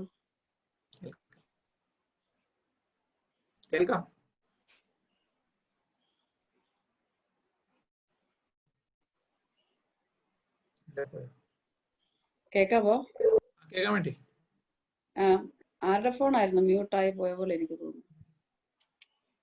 ഇല്ല, പകുതിയായിട്ട് നമുക്ക് ഒരിക്കലും നമ്മുടെ ഹൃദയം പൂർണ്ണമായിട്ട് വേണം സമർപ്പിക്കാൻ. और हम इस प्रकार आधे भाग से नहीं मगर हमारे हृदय पूरी तौर से हमें समर्पण करना है. അത് മാതാപിതാക്കളാണെങ്കിലും അവരുടെ ഹൃദയം പൂർണ്ണമായിട്ട് ദൈവത്തോട് പറ്റിയിരിക്കണം. माता पिताओं के बारे में भी अगर ऐसा है तो वो पूरे तौर से परमेश्वर से उन्हें लगे रहना की जरूरी है. എങ്കിൽ മാത്രം മക്കളോട് പറഞ്ഞാലേ മക്കൾ കേൾക്കത്തുള്ളൂ. और उसके बाद जब वे बच्चों को कुछ बातें कहेंगे तो बच्चे उन कहना को मानेंगे. നമ്മുടെ ജീവിതം മുഴുവൻ കർത്താവിന് അർപ്പിച്ചു കഴിഞ്ഞാൽ നമ്മുടെ കുഞ്ഞുങ്ങളെ അധികം ഉപദേശിക്കേണ്ടി വരത്തില്ല, അവർ നമ്മുടെ പാത പിൻപറ്റും. हम अगर हमारे जिंदगी को पूरे तौर से परमेश्वर के और के लिए समर्पण कर देंगे तो हमें बच्चों को ज्यादा उपदेश करने की जरूरत नहीं है. वे हमारे ही पैरों तले, हमारे उस मार्गों में वे चल के आएंगे. അതുപോലെ തന്നെ നമ്മുടെ വീടുകളിൽ കുടുംബ പ്രാർത്ഥന ഉണ്ടായിരിക്കണം. और उसी प्रकार हमारे घरों में पारिवारिक प्रार्थनाएं होना जरूरी है. കുടുംബ പ്രാർത്ഥന എന്ന് കേൾക്കുമ്പോഴേ ആൾക്കാർ ഓർക്കും ഒരു വലിയൊരു നീണ്ട പാട്ടും പ്രാർത്ഥന അങ്ങനെ അതിനേക്കാൾ പ്രധാനം ദൈവവചനത്തിന്റെ ഒരു ഭാഗം വായിച്ച് അവരെ പഠിപ്പിക്കണം. और पारिवारिक प्रार्थना के बारे में जब लोग सुनते हैं तो इस प्रकार मन में विचार आता होगा कि एक लंबा गाना गाना है और प्रार्थना करना है। उन सब बातों से बढ़कर परमेश्वर के वचन में से एक भाग पढ़कर अपने बच्चों को सिखाना है। ഞങ്ങളുടെ മൂത്ത മോക്ക് 3.5 വയസ്സുള്ളപ്പോൾ അവൾ കർത്താവിനെ രക്ഷകനായിട്ട് സ്വീകരിച്ചത്. हमारे बड़ी बेटी जब 3.5 साल की थी तब वो मसीह को अपने उद्धारकर्ता के रूप में स्वीकार किया। നമുക്ക് അതിശയം തോന്നും 3.5 വയസ്സിൽ എങ്ങനെ ഒരാൾക്ക് കർത്താവിനെ സ്വീകരിക്കാൻ പറ്റുമെന്ന്. हम चकित हो जाते हैं कि किस प्रकार एक व्यक्ति 3.5 साल की उम्र में मसीह को स्वीकार कर सकता है। ഞാൻ ഒരു ദിവസം വളരെ ടയേർഡ് ആയിരുന്നു. അന്ന് ഞാൻ കൊലോസ്യർ 3 ഉറക്കെ വായിച്ചു കടന്നുകൊണ്ട്. और एक दिन जब थक गई थी तब घर में इस प्रकार लेटे हुए कोलोसियों के पत्री 3 अध्याय जोर से पढ़ी। അപ്പോൾ അതിനകത്ത് ഒരു വാക്യം ഉണ്ടായിരുന്നു. പഴയ 10ാമത്തെ വാക്യത്തിന്റെ അവസാന ഭാഗം, പഴയ മനുഷ്യനെ ഉരിഞ്ഞു കളഞ്ഞ് പുതിയ മനുഷ്യനെ ധരിച്ചിരിക്കുന്നുവല്ലോ എന്ന്. और उस प्रकार उसके अंदर एक वचन था कि पुराने मनुष्य को उतार कर नए मनुष्य को हमने धारण किया है। 9ാമത്തെ വാക്യത്തിന്റെ അവസാന ഭാഗം, പഴയ മനുഷ്യനെ അവന്റെ പ്രവൃത്തികളോടുകൂടെ ഉരിഞ്ഞു കളഞ്ഞു, തന്നെ സൃഷ്ടിച്ചവന്റെ പ്രതിമ പ്രകാരം പരിജ്ഞാനത്തിനായി പുതുക്കം പ്രാപിക്കുന്ന പുതിയ മനുഷ്യനെ ധരിച്ചിരിക്കുന്നുവല്ലോ. और इस प्रकार 9वें वचन में हम देखते हैं कि पुराने मनुष्य को उतार कर परमेश्वर के उस इच्छा के अनुसार उस रूप के अनुसार नए मनुष्य को हमने पहन लिया है। നിങ്ങളെ എന്നെ കേൾക്കുന്ന നിങ്ങളുടെ കുഞ്ഞുങ്ങളെ ഓർത്ത് നിങ്ങൾ പ്രാർത്ഥിക്കണം. ഇത് ദൈവവചനം വളരെ ശ്രദ്ധയോടെ കേൾക്കണം. और इस प्रकार जो जन आज शाम के समय मेरे बातों को सुन रहे हैं, आप अपने बच्चों को बड़ी ध्यान से संभालना है। ഈ മോൾ എന്നോട് 3.5 വയസ്സുള്ള മോൾ എന്നോട് ചോദിച്ചു, എങ്ങനെ അമ്മ പഴയ മനുഷ്യനെ ഉരിഞ്ഞു കളഞ്ഞ് പുതിയ മനുഷ്യനെ ധരിക്കുന്നതെന്ന്. मेरे 3.5 साल उम्र वाली मेरी बेटी ने मुझसे पूछी कि हे माता, माँ किस प्रकार पुराने व्यक्ति को उतार कर हम नए मनुष्य को धारण करते हैं। ഞാൻ പറഞ്ഞു, 4 മണി വരെ നമ്മൾ ഓടി കളിച്ച് മുറ്റത്തൂടെ എല്ലാം കളിച്ച് നടന്നു കഴിയുമ്പോൾ നമ്മുടെ ഉടുപ്പെല്ലാം വസ്ത്രമെല്ലാം മുഷിയും. അമ്മ കുളിച്ചു കഴിഞ്ഞിട്ട് പുതിയ ഉടുപ്പല്ലേ ഇടിക്കുന്നേ. और मैंने उस बेटी से इस प्रकार जवाब दिया कि शाम को 4 बजे तक 5 बजे तक आप खेलते रहते हैं, उसके बाद खेल के घर के अंदर जब आते हैं तो आपको माताजी स्नान करा के इस प्रकार एक नया कपड़ा पहनाती है। കുളിച്ചു കഴിഞ്ഞ് ആരും പഴയ ആ ചൗണ്ട് നാറിയ മുഷിഞ്ഞ ഉടുപ്പ് എടുത്ത് ഇടത്തില്ല. स्नान करने के बाद कोई भी उस पुराने कपड़े को या खराब वस्त्र को नहीं पहनते हैं। ഇതുപോലെ പഴയ മനുഷ്യനായ സാത്താനെയാണ് നമ്മൾ ധരിച്ചിരിക്കുന്നത്. और इसी प्रकार हम पुराने व्यक्ति उस शैतान को हम सब पहने हैं। നമ്മൾ യേശുവിനെ സ്വീകരിച്ചു കഴിയുമ്പോൾ ആ പുതിയ മനുഷ്യനെ നമ്മൾ ധരിച്ചിട്ട് പഴയ മനുഷ്യനെ സാത്താനെ വലിച്ചു കീറി ദൂരെ കളയുക ചെയ്യേണ്ടത്. जब हम यीशु मसीह को स्वीकार करते हैं तब उस पुराने मनुष्य को उतार कर उस नए मनुष्य को हम पहन लेते हैं। പിന്നെ ഞാൻ അവളോട് പറഞ്ഞു കൊടുത്തു, പഴയ മനുഷ്യന്റെ സ്വഭാവം മോളിൽ എഴുതിയിട്ടുണ്ട്, 5ാമത്തെ വാക്യം മുതൽ എഴുതിയിട്ടുണ്ട്, അത് വായിക്കേണ്ട സമയം. और उसके बाद मैंने मेरे बेटी से पुराने उस मनुष्यत्व के स्वभावों के बारे में सिखाया और ऊपर के वचनों में 5 वचन से लेकर नीचे वचनों में उस बातों को लिखा है। ആ ഭാഗമെല്ലാം വിശദീകരിച്ചു കഴിഞ്ഞപ്പോഴേക്കും അവള് കരയാൻ തുടങ്ങി. और जब उस बेटी को मैंने इन वचनों को सिखाया तब वो रोने लगी। അവളിൽ പാപബോധം ഉണ്ടായി. उसके अंदर आपके एक सुबोध आई। അമ്മച്ചി എന്നോട് വന്ന് ചോദിച്ചു, രാത്രി കുഞ്ഞിനെ അടിച്ചിട്ടാണ് അവള് കരയുന്നതെന്ന്. मेरे माताजी ने आके मुझसे रात को आके पूछी कि क्या वो आपने उसको मारा कि वो रो रही है। ഞാൻ പറഞ്ഞ അല്ല, അവള് അന്നേരം അമ്മച്ചിയോട് ക്ഷമയൊക്കെ ചോദിച്ചു. और मैंने माताजी से कहा कि नहीं, और मेरे बेटी ने जाके माताजी से जाके माफी सब मांगी। അപ്പൊ നമ്മൾ ഒരു കാര്യം ഇതിൽ നിന്ന് മനസ്സിലാക്കണം, എത്ര ചെറിയ പ്രായത്തിലും യേശുവിനെ കൊടുക്കാൻ കഴിയുമെങ്കിൽ തീർച്ചയായിട്ടും ആ കുഞ്ഞുങ്ങളുടെ ജീവിതം ധന്യമായി മാറും. तब हम इस बातों से एक बात समझ सकते हैं, सीख सकते हैं। हमारे बच्चों को हम जितने कम उम्र में यीशु को दे सकते हैं उतना हमारे जिंदगी में वो धन्य अवस्था होगा। 1 तीमोथियोस 2:15 ഒരു വാക്യമുണ്ട്, അതും എടുക്കണമെന്നില്ല, ഞാൻ പറഞ്ഞു തരാം. पहला तीमुथियुस 2 अध्याय उसकी 15वीं वचन में इस प्रकार लिखा है, വിശ്വാസത്തിലും സ്നേഹത്തിലും വിശുദ്ധിയിലും നമ്മൾ മാതൃകയോടെ ജീവിക്കുകയാണെങ്കിൽ സ്ത്രീ മക്കളെ പ്രസവിച്ച് രക്ഷ പ്രാപിക്കുമെന്ന്.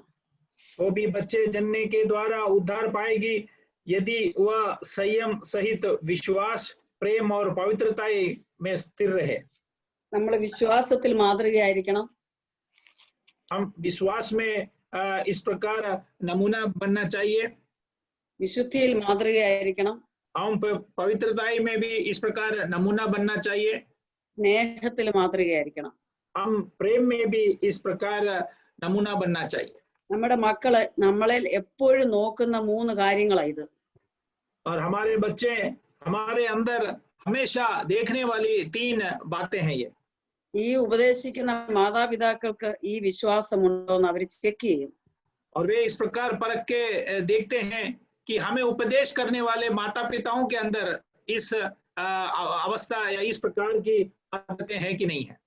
വിശ്വാസം എന്ന് പറഞ്ഞാൽ ബിബ്ലിക്കലി വിശ്വാസം എന്ന് പറഞ്ഞാൽ ആശ്രയം എന്നാണ് അതിന്റെ അർത്ഥം. ആശ്രയം. और विश्वास का अर्थ वचन के अनुसार जो है वो भरोसा है।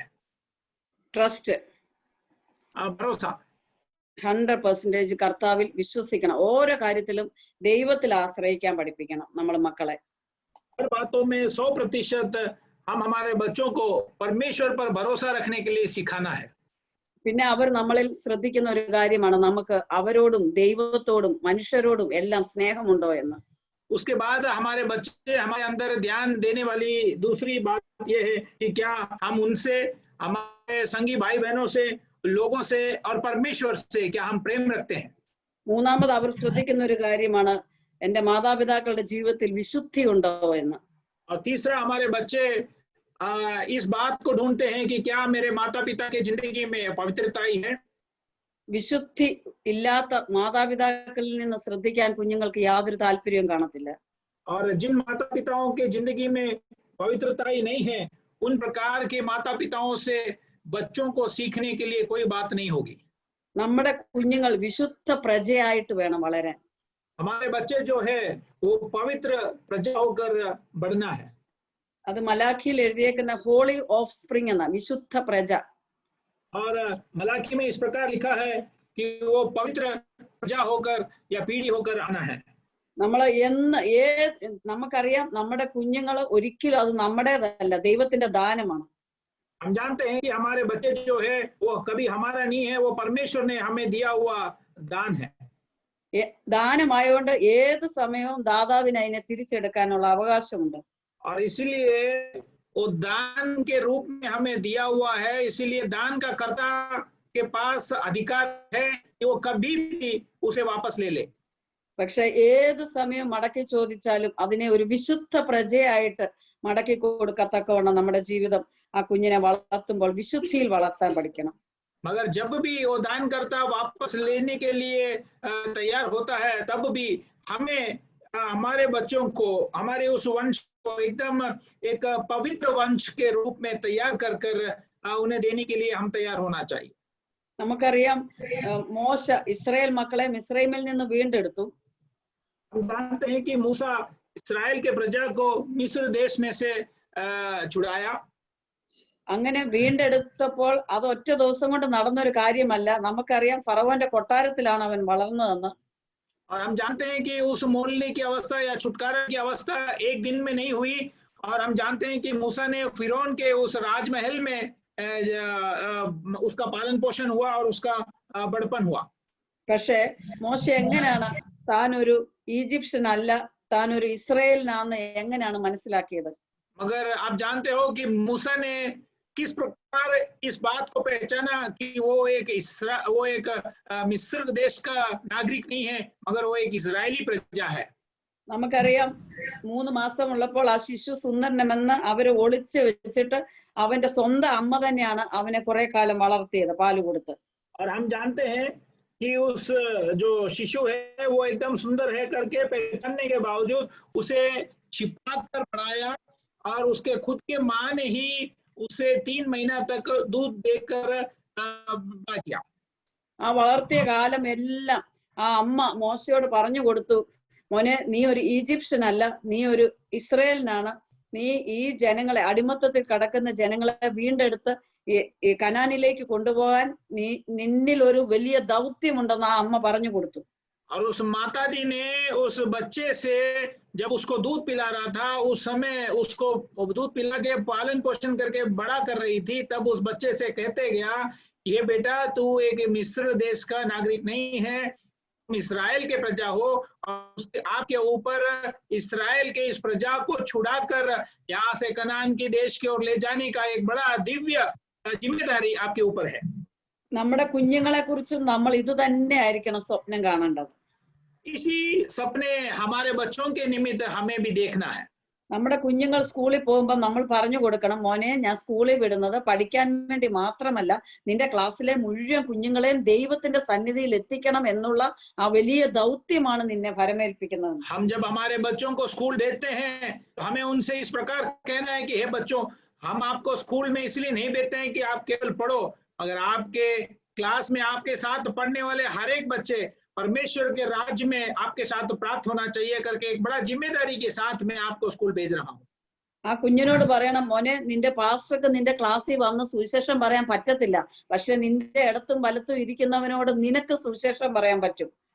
उस बच्चे से कहना है कि आपके दाएं बाएं बैठने वाले बच्चों से आपका पास्टर आकर सुसमाचार प्रचार नहीं कर सकता है या बता के नहीं दे सकता है, मगर ये आपका जिम्मेदारी है, आप आपके आजू बाजू में बैठने वाले आपके मित्रों से परमेश्वर के सुसमाचार को बताना है. എന്നെ കേൾക്കുന്ന നിങ്ങൾ ഓരോരുത്തരും ഒരു തീരുമാനം എടുക്കണം. എന്റെ ഓഫീസിൽ ഇരിക്കുന്നവരോട്, എന്റെ അയൽവാസികളോട്, എന്റെ ക്ലാസ്മേറ്റ്സിനോട്, എന്റെ ഫ്രണ്ട്സിനോട് മറ്റൊരാൾക്ക് സുവിശേഷം പറയാൻ പറ്റിയല്ല, എനിക്ക് മാത്രമേ പറയാൻ പറ്റത്തുള്ളൂ. और आज शाम के समय मेरे आवाज को सुनने वाले आप सब एक निर्णय लेना चाहिए कि मेरे ऑफिस में मेरे साथ काम करने वाले और मेरे संगी भाई बहनों को किसी को भी मेरे अलावा और कोई उस सुसमाचार सुना नहीं सकता है. എന്നിട്ട് നമ്മൾ ദൈവത്തോട് ഇങ്ങനെ പ്രാർത്ഥിക്കണം, ദൈവമേ എന്റെ കുഞ്ഞിനെ കുറിച്ച് നിന്റെ ലക്ഷ്യം എന്താണോ അതിനുവേണ്ടി അവനെ ഒരുക്കാൻ എന്നെ സഹായിക്കണമേ എന്ന് ഓരോ മാതാപിതാക്കളും പ്രാർത്ഥിക്കണം. और इसके बाद हर एक माता पिता परमेश्वर से प्रार्थना करना चाहिए कि हे परमेश्वर, मेरे बच्चों के प्रति आपके उद्देश्य, आपका लक्ष्य जो भी है वो उसके जिंदगी में पूरा होए करके हमें प्रार्थना करना है. യോഹന്നാന്റെ ജനനത്തിങ്കില് നേരത്തെ സെഖരിയാവിനോട് ദൈവം ഇതെല്ലാം ഇടപെട്ടു. यूहन्ना के जन्म होने से पहले ही जकरिया से परमेश्वर ने उसके जन्म के बारे में और जिंदगी के बारे में परमेश्वर ने बता दिया. ദൈവം അവനോട് പറഞ്ഞു, ഇസ്രായേൽ മക്കളിൽ പലരെയും അവൻ ദൈവത്തിങ്കിലേക്ക് തിരിക്കുന്നവനായി മാറുമെന്ന്. और परमेश्वर ने जकरिया से कहा कि इस्राएल के प्रजा में से अनेकों को परमेश्वर की ओर वो फिराने वाला होगा.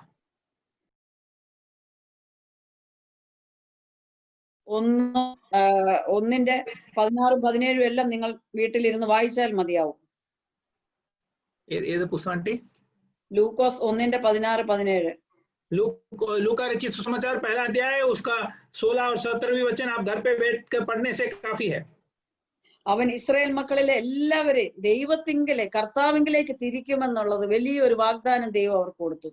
और परमेश्वर ने उस जकरिया को एक बड़ा संदेश दिया कि इस्राएल के प्रजा में से अनेक जनों को वो परमेश्वर की ओर आएगा.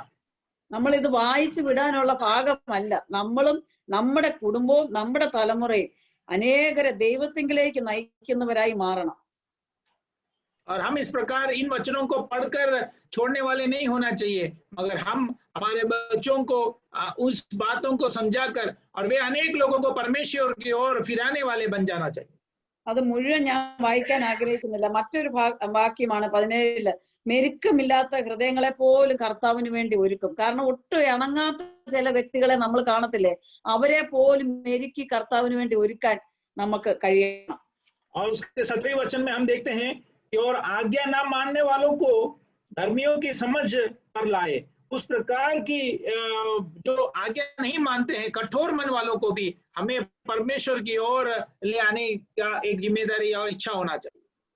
അവിടെ മറ്റൊരിടത്ത് പറയുന്നുണ്ട്, നമ്മുടെ കുഞ്ഞുങ്ങള് സമാധാനം ഉണ്ടാക്കുന്നവരായി മാറണം. और दूसरा एक वचन में हम देखते हैं कि हमारे बच्चे जो है वो शांति प्रदान करने वाले होना चाहिए। ഇത് നമ്മുടെ കുഞ്ഞുങ്ങളെ പറ്റി മാത്രമല്ല, നമ്മളെല്ലാവരും ആസ് എ ഓൾ ഫാമിലി നമ്മളെല്ലാവരും സമാധാനം ഉണ്ടാക്കുന്നവരായി മാറണം. और ये केवल हमारे बच्चों के प्रति नहीं, मगर हमारे पूरे परिवार के संबंध में हम सब मिलकर शांति के वक्ता या शांति के प्रदान करने वाले होना चाहिए। യേശുവിന്റെ വളർച്ചയെ പറ്റി ശ്രദ്ധിക്കുമ്പോൾ അതൊരു ഹോളിസ്റ്റിക് ആയിട്ടുള്ള ഒരു വളർച്ചയായിരുന്നു. ദേഹം, ദേഹി, ആത്മാവ് എല്ലാം സമ്പൂർണമായിട്ടും ദൈവത്തില് സമർപ്പിക്കപ്പെട്ട പൈതലായിട്ടാണ് യേശു വളർന്നു വന്നത്. यीशु का बढ़ोतरी के बारे में या इस प्रकार पालन पोषण के बारे में जब हम सीखते हैं तो हम समझ सकते हैं कि वो संपूर्ण रीति से पूरी तौर से वो बढ़ रहा था। इस प्रकार शरीर, आत्मा और देह पूरा मिलकर परमेश्वर के सम्मुख में समर्पण करते हुए वो आगे बढ़ा। യേശുവോ ജ്ഞാനത്തിലും വളർച്ചയിലും ദൈവത്തിന്റെയും മനുഷ്യന്റെയും കൃപയിൽ മുതിർന്നു വന്നു. ലൂക്കോസ് 2:40 और लूका समाचार 2 अध्याय उसकी 40 वचन में लिखा है कि यीशु बालक बढ़ता रहा और बलवंत होता रहा और बुद्धि से परिपूर्ण होता गया और परमेश्वर का अनुग्रह उस पर था। ദൈവത്തിന്റെ മാത്രം കൃപയിലല്ല വളരേണ്ടത്, ദൈവത്തിന്റെ മനുഷ്യന്റെയും കൃപയിൽ മുതിർന്നു വരണം. केवल परमेश्वर के अनुग्रह में ही बढ़ना नहीं चाहिए, मगर परमेश्वर और मनुष्य के अनुग्रह में बालक बढ़ना चाहिए। നമുക്ക് പലപ്പോഴും പറ്റുന്ന ഒരു പരാജയമാണ് നമ്മുടെ കുഞ്ഞുങ്ങള് ഈ മനുഷ്യരുമായിട്ട് ഇടപെടത്തേ ഇല്ല. ഇപ്പൊ കൂടുതലും അങ്ങ് ഒതുങ്ങും കമ്പ്യൂട്ടറും ഫോണും ഒക്കെ ആയിട്ട്. അതല്ല, മനുഷ്യപ്പറ്റുള്ള കുഞ്ഞുങ്ങളായിട്ട് വളരണം. इस प्रकार हम देखते हैं कि हमारे बच्चे जो है ये मोबाइल और इस कंप्यूटर को उपयोग करते हुए वो इस प्रकार अन्य लोगों से व्यवहार नहीं करते हैं, एकदम अपने में ही वो इस प्रकार सीमित रह जाते हैं। ऐसा नहीं होना चाहिए। അതുപോലെ തന്നെ വളരെ പ്രാർത്ഥന നമുക്ക് നമ്മുടെ കുഞ്ഞുങ്ങളെ കുറിച്ച് ഉണ്ടായിരിക്കണം. और इसी प्रकार हमें हमारे बच्चों के प्रति अधिक प्रार्थना भी करना जरूरी है। എന്റെ ജീവിതത്തിലെ, ഞങ്ങളുടെ ജീവിതത്തിലെ, രണ്ടുപേരുടെയും ജീവിതത്തിലെ ഏറ്റവും വലിയ ആഗ്രഹമായിരുന്നു ഞങ്ങൾ സുവിശേഷ വേല ചെയ്യുമ്പോൾ ഞങ്ങളുടെ കുഞ്ഞുങ്ങൾ ഞങ്ങളുടെ ഒപ്പം നിൽക്കണം എന്നുള്ളത്. मेरे और मेरे पति की जिंदगी में सबसे बड़ी इच्छा ये थी कि हम जब परमेश्वर की सेवकाई कर रहे हैं तो हमारे बच्चे भी हमारे साथ खड़े रहना चाहिए। ദൈവത്തിന്റെ മഹാകരുണയാല് ഞങ്ങളുടെ 3 കുഞ്ഞുങ്ങളും കർത്താവിന്റെ വേലയിലാണ്. परमेश्वर की उस महान करुणा कृपा के द्वारा हमारे तीनों बच्चे जो है परमेश्वर के सेवकाई में लगे हैं। ഇന്നലെ ഞാൻ പറഞ്ഞല്ലോ കുടുംബ ജീവിതത്തെ പറ്റി. कल मैंने पारिवारिक जिंदगी के बारे में कहा। 32 വർഷമായി ഞങ്ങളുടെ വിവാഹം കഴിഞ്ഞിട്ട്. 32 साल हो गया हमारे विवाह होने के बाद। ഒരു സിംഗിൾ നൈറ്റ് ഞങ്ങൾ പിണങ്ങി ഉറങ്ങിയിട്ടില്ല. हमने कोई भी एक रात भी इस प्रकार हमने दुख उठाकर या नाराज होकर हमने सोया नहीं है। എന്നോർത്ത് പിണക്കോ വഴക്കോ ഉണ്ടായിട്ടില്ലെന്നല്ല. इसका मतलब या अर्थ ये नहीं है कि कभी नाराज नहीं हुए या कभी इस प्रकार वाद विवाद नहीं हुआ। പക്ഷെ സൂര്യൻ അസ്തമിക്കുന്നവരെ കോപം വെച്ചുകൊണ്ടിരിക്കരുത് എന്നുള്ളത് ഞങ്ങൾ ജീവിതത്തിൽ പാലിച്ചിട്ടുണ്ട്.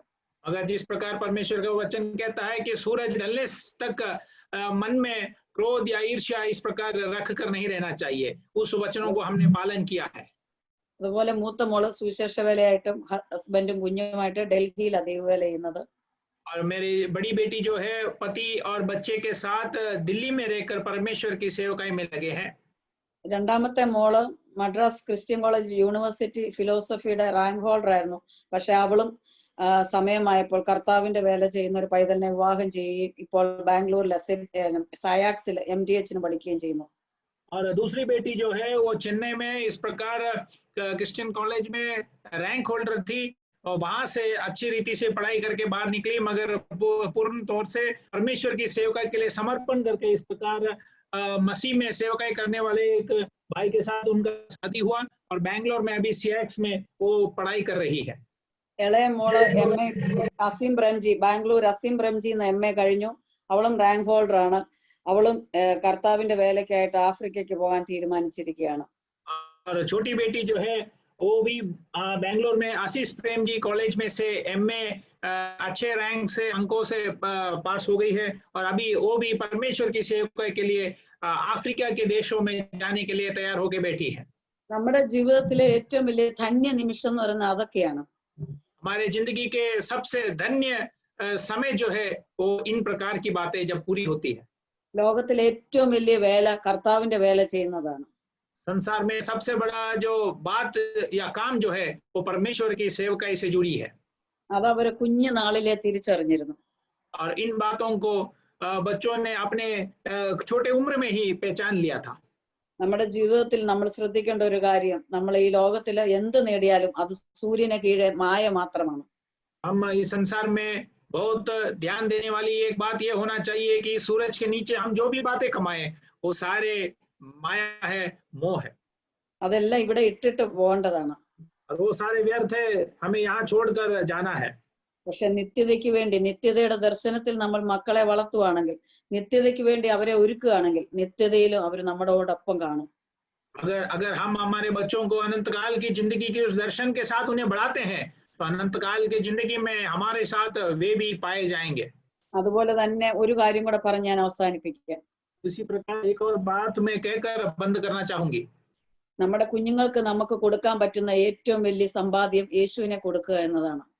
हमारे बच्चों को हम दे सकते हैं उस प्रकार की सबसे बड़ा संपत्ति जो है वो हमें यीशु को उन्हें देना है. പരിശുദ്ധാത്മാവിനെ ലഭിക്കാൻ വേണ്ടി പ്രാർത്ഥിക്കുന്നതാണ് ഏറ്റവും വലിയ പ്രാർത്ഥന. पवित्र आत्मा उनके अंदर कार्य करे, उनके अंदर उस भरपूरी प्राप्त करे, वो उनके उस विषय में हमें उनके लिए प्रार्थना करना है. നമ്മുടെ കുഞ്ഞുങ്ങൾ റാങ്ക് വാങ്ങിക്കാനോ പഠിക്കാനോ വേണ്ടി ഞാൻ ഒരിക്കലും അതിനു വേണ്ടി ഉപവാസം എടുത്ത് പ്രാർത്ഥിച്ചിട്ടില്ല. मैंने कभी भी मेरे बच्चे रैंक लेकर आगे बढ़ना है करके, अच्छे अंकों से आगे बढ़ना है करके, पास होना है करके, उस विषय में कभी भी मैंने उपवास करके प्रार्थना नहीं की है. പക്ഷെ അവര് 3 പേര് പരിശുദ്ധാത്മാഭിഷേകം പ്രാപിക്കാൻ ഞാൻ ഉപവാസം എടുത്ത് പ്രാർത്ഥിക്കുമായിരുന്നു. अगर वे तीनों बच्चे पवित्र आत्मा की भरपूरी प्राप्त करने के उस विषय के संबंध में मैं उपवास में बैठी रहती थी. നമ്മുടെ ജീവിതത്തിൽ നമ്മുടെ കുഞ്ഞുങ്ങൾ പരിശുദ്ധാത്മാഭിഷേകം പ്രാപിക്കണം, അതായിരിക്കണം ഏറ്റവും വലിയ കൺസേൺ. हमारे जिंदगी में हमारे बच्चे पवित्र आत्मा की भरपूरी प्राप्त करना चाहिए, वो हमारे जिंदगी में सबसे बड़ा लक्ष्य होना चाहिए. അവരെ പറഞ്ഞു മനസ്സിലാക്കണം, അന്യഭാഷ പറയുന്നത് മാത്രമല്ല, 24 hours ആ പരിശുദ്ധാത്മാവ് ഒരു വ്യക്തിയാണെന്നും ആ വ്യക്തി നമ്മുടെ കയ്യെ പിടിച്ചുകൊണ്ട് നമ്മളെ വഴി നടത്തുമെന്നും നിത്യതയിൽ നമ്മളെ എത്തിക്കുമെന്നും പഠിപ്പിച്ച് മനസ്സിലാക്കണം.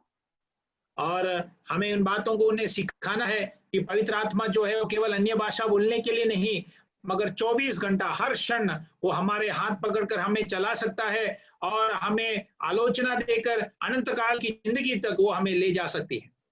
അങ്ങനെ നമ്മൾ എല്ലാവരും കർത്താവിന്റെ വരവെങ്കിൽ ആരും നഷ്ടപ്പെട്ടു പോകാതെ എല്ലാവരും ദൈവത്തിന്റെ സന്നിധിയിൽ കാണണം എന്നുള്ള ആഗ്രഹത്തോടെ പ്രാർത്ഥനയോടെ ആയിരിക്കണം നമ്മുടെ ജീവിതം.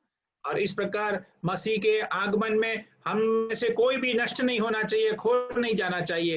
हम सब उस आगमन में हम सब होना चाहिए करके एक इच्छा के साथ हमारे जिंदगी में हमें आगे बढ़ना है. ദൈവം അനുവദിച്ചാൽ നാളെ ഗോഡ്ലിനെസ് ആൻഡ് ഹോളിനെസ് എന്നുള്ള സബ്ജക്റ്റ് ആണ് സംസാരിക്കാം. अगर परमेश्वर अनुमति देती है तो आने वाले कल इस प्रकार पवित्रताई और ईश्वरताई के बारे में मैं बात करूंगी. ദൈവം നമ്മളെ ഈ വചനങ്ങളാൽ അനുഗ്രഹിക്കട്ടെ. वचनों के द्वारा परमेश्वर हमें आशीष करे. Praise the Lord.